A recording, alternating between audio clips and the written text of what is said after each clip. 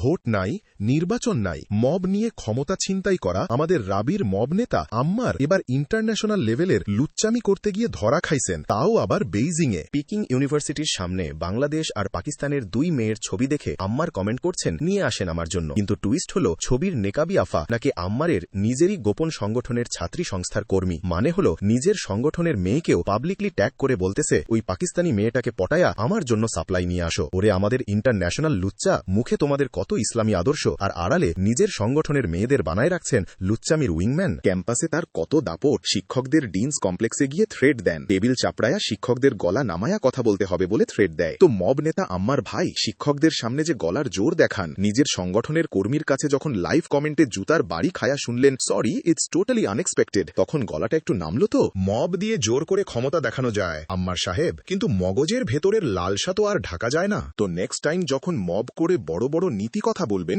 Make sure ফেসবুকে যাওয়ার আগে নিজের গোপন কামনাটা একটু কন্ট্রোল করে নেবেন, না হলে নিজেরই কর্মীর কাছে এভাবে ধরা খেয়ে প্যান্ট সামলানো কিন্তু বেশ বিব্রতকর।